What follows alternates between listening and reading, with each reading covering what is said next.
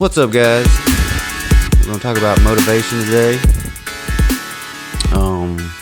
Motivation is not only important in fitness and health, but also important in everything you do as far as behavior goes. So let's dig into it, kind of work out what is motivation, and let's see how we can apply it to our fitness and health and make it work for us when we know more about it. We're more aware of it. So our behavior can tell us a lot about what motivates us and what kind of stimulus doesn't. And in behavior analysis, we break down behavior into two different groups. Behavior that gets us something and behavior that gets us away from something. So any kind of behavior you can think about, if you reflect on it, you look at it like, well, did this get me something or did it get me away from something? And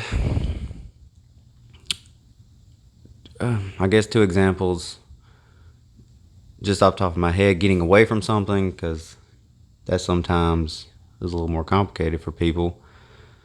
The dinging in your car to fasten your seatbelt. You want that dinging to go away, so you buckle your seatbelt. You're motivated to get away from that dinging, so you are involved in a behavior to turn that dinging off. Getting something, I mean, that's simple. You're hungry, you go get food, satiate your hunger. Anyways, motivation allows us to create disciplined behavior for either group. Like I said, you want to get away from that dinging in your car, you buckle that seatbelt. That dinging implements a behavior change for you when you get in your car of buckling your seatbelt far more often than if that dinging wasn't there. Acknowledging the areas of our lives we're motivated at and the areas we're not provides a mirror for introspection and behavior change. So yeah, like I was saying in the very beginning of this, like when you look at motivation and you start to involve introspection within your own behavior, and you can look at areas in your life that you want to improve upon, you can really dig into it and find what were the motivators behind those behaviors. Self-management can help build a structured plan that will help you achieve your goals. In behavior analysis, when we're talking self-management, that can look like from a range of things. Journaling, bullet journals, note-taking, an alarm clock, self-management. Anything that is in the environment that influences your behavior in a certain direction can be used as self-management techniques. And if you're watching this, I'm assuming it's because you struggle with fitness and health, and it's an area of your life that you might like motivation in. And hopefully, if you're watching this video, this will give you some insight into it, and this channel helps you to implement new behaviors to improve upon those goals. So what I have is we want to break down why this might be hard for you. Establish the prior events to the behavior you're committing to. So again, you get a little intrinsic. You look at your own behaviors and you establish the antecedent or the events that happened prior to the behavior you committed to. And committing to a behavior and planning to do a behavior are two different things. So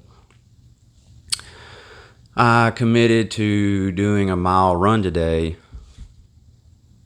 I committed to doing a mile run today, but what actually happened was I watched Netflix for an hour instead. So you have these behaviors that you want to be involved in, but you also have behaviors that you actually engage in. And so that's where you look at it. You look at it, you look at the setting, you look at the environment, you look inside yourself. Oh, I don't like how that's worded, but we'll go with it. And you see the prior events that led up to that behavior, and hopefully you can establish, well, this was happening right before my run. My kid needed help on their homework, so that dug into my time to do my run. But, that's important, and it's, again, having empathy and having understanding, like, that's okay. There's definitely more things out there that are more important than you getting your mile run in on any given day. But we also want to establish that our health is important and that we do need to create behaviors that establish the ability to be more successful in that area of your life, not along with raising families, your job, things of that nature.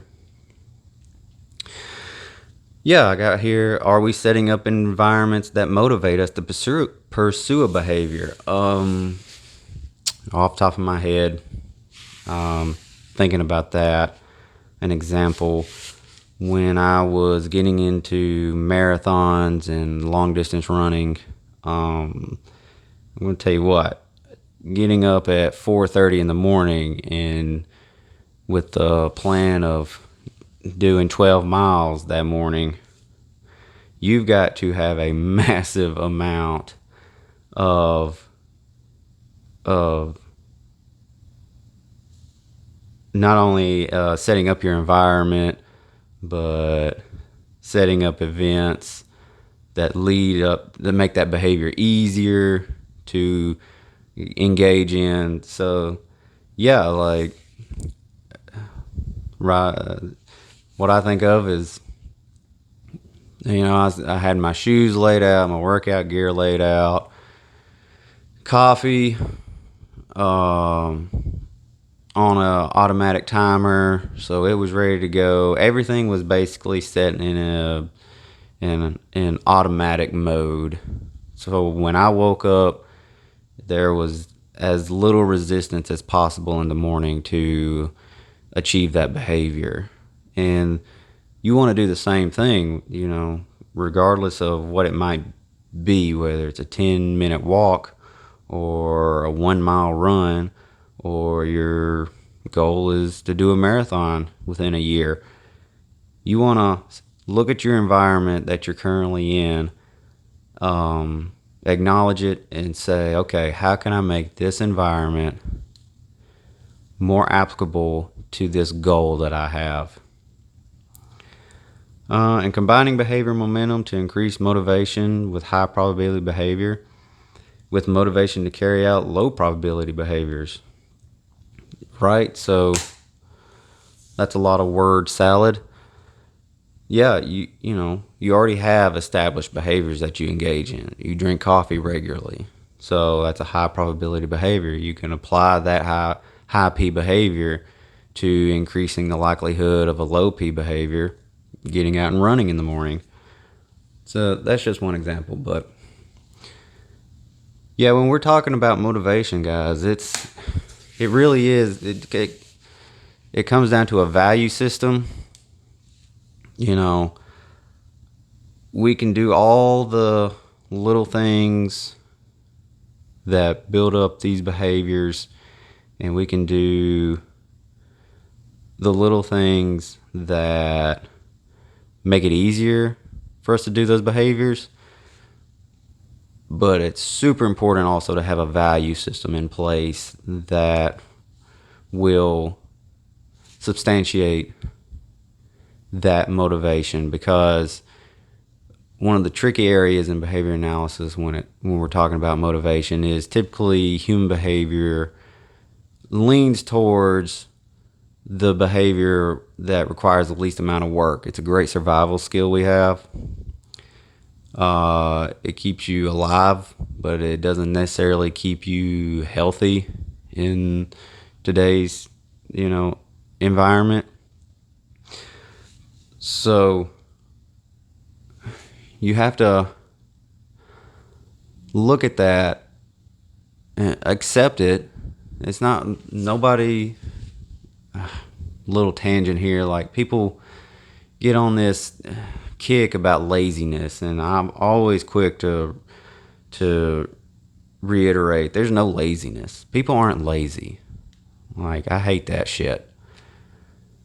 The people are just, there's either a lack of motivation or there's a greater amount of motivation. That's it. Like, I had a guy talking to me about, he was complaining about a coworker, and like, he was coming in late, and I just looked at it like, yeah, that guy's coming in late for this, but what is he arriving early for outside of this? Billy Joe is never work on time, but that dude's out there every morning fishing, right? So he's not lazy. It's just his motivation lies in something other than that's not that job. So getting off of that tangent, we're not lazy. You're not lazy. It's just the fact of behaviors are hard, man, and behavior change is hard. Behavior change is hard, and especially behavior change that involves a lot more work than what you're currently doing. Me sitting on the couch is a hell of a lot easier than getting to the gym, getting in a workout. And on top of that, if that's not something I find valuable, then that's a whole other hill to climb. Fortunately for me, for whatever reason, I find the act of working out, fitness and health and nutrition and all these things that I'm talking about, I find value in them. I find value in doing this video and talking about this.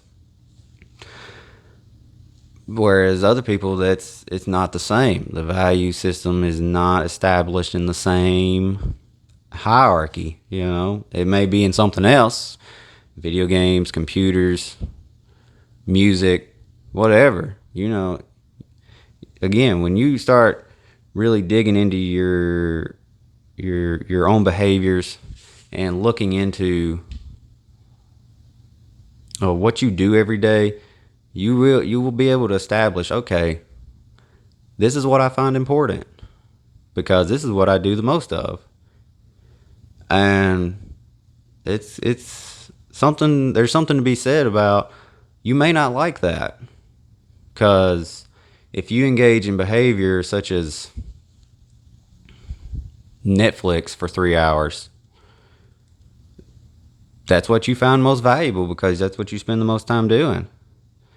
You may not like that, and hopefully when you're able to really dig into that and sit with that and understand that about yourself, you can say, okay, I see what I need to change. I see what I need to do differently. Now let me go about and doing the little things that will establish new behaviors to replace this behavior. It's just taking little steps, like we said in the talked about in previous videos, using the behavior momentum to establish new behaviors that will replace the behaviors that you may not find value in anymore, and creating new behaviors that give you better value, and within the long run will become easier for you, and are require, and in the long run will require less work, because you gain a habit behavior. So like for myself, getting up and going to the gym is not in the least bit. It's not hard for me, because it's just something I've done ever since I was 15 years old, and I've created it. It's a well established habit behavior for me, and for other people that involves other things. Me picking up a guitar and learning how to play guitar would be so difficult right now, and I could come up with so many reasons how I could not fit that in my day right now. Well, it's not a high value behavior for me. I don't find much value in it. Whereas exercise, I find a greater value in, so I'm going to engage in that behavior, and it's easier for me to engage in.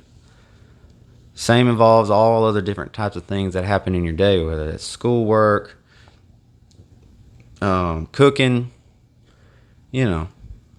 anything that you can kind of, when you watch this video and you do a self-reflection, hopefully, and you look at your behaviors that you engage in throughout your day, and you'll be able to decipher, say, okay, well, based on this, and this is where the great thing about behavior analysis is you write that shit down. You can say, okay, this is in the moment.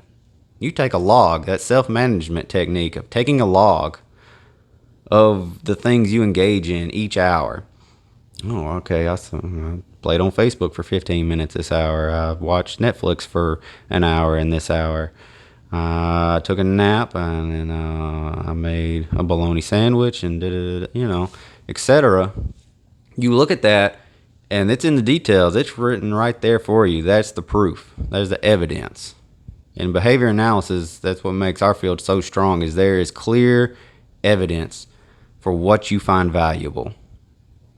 And like I said, you may not like that, but that's okay.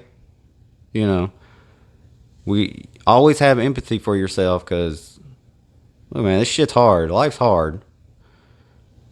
And, always be empathetic towards your goals and the current state that you're in, but also,